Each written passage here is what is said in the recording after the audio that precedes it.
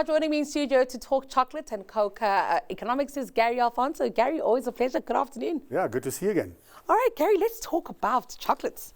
Yeah, so I think, we spoke about oranges last week and how the interesting story of how the base commodity at the heart of a global consumer product is very often at risk, and sometimes that base commodity, the risk lies in a whole bunch of factors. But when it comes to chocolate, for instance, something really interesting in some of the research is if you look at the chocolate futures over the past 5 years, particularly in the last 2 years or last year from 2023, you see the price of cocoa futures, the cocoa bean futures on world markets has gone up 400-500%.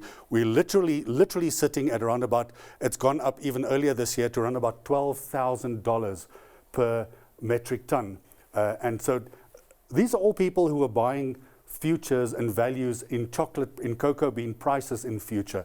This chart tells us that there is a major shortage of cocoa bean production or cocoa in cocoa producing countries. So of this $160 billion annually that go into the profits of chocolate companies. Let's quickly talk, which are the top chocolate consuming countries in the world? What's the first one comes to mind? Ghana, no? No. Switzerland is first. Switzerland is first, yes. Yeah. United States, Germany, the UK.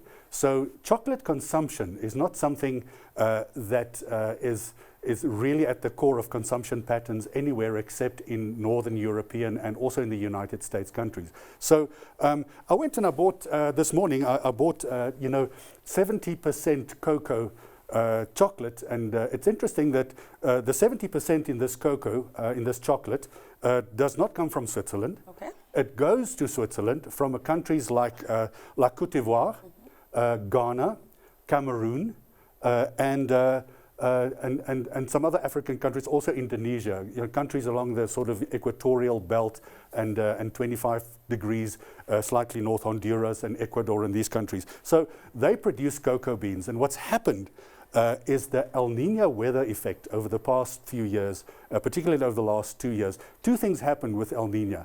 One is no rain, and second, lots of short periods of high volume of rain. So what's happened in these cocoa producing countries is there's been an incredible increase in drought. Ghana has lost around about 500,000 hectares of cocoa producing plantations just in the last 18 months. So, and we're going to get to the economics of why this matters, because the percentage of profits that come back to people in those markets that produce most cocoa in the world is less than 2% globally of the profits. So then if we had to quickly look at, obviously these countries, the countries that produce the most chocolate, and there's a Mars bar, we all know the Mars bar. Now I'm not a huge fan, however, the family that owns Mars bars is the 4th richest family on the planet.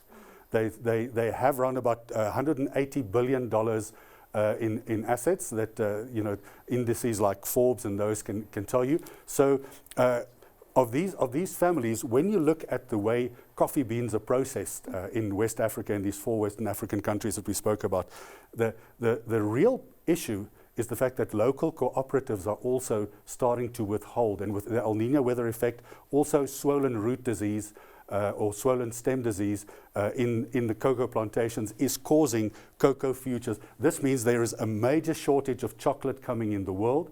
The big chocolate consumption markets are very nervous about, and these families and people that produce profitable chocolate, and it's Nestle, it's Cadbury, it's Mars, it's Ferrero Rocher, the big family, Mars bars, and also Lindt.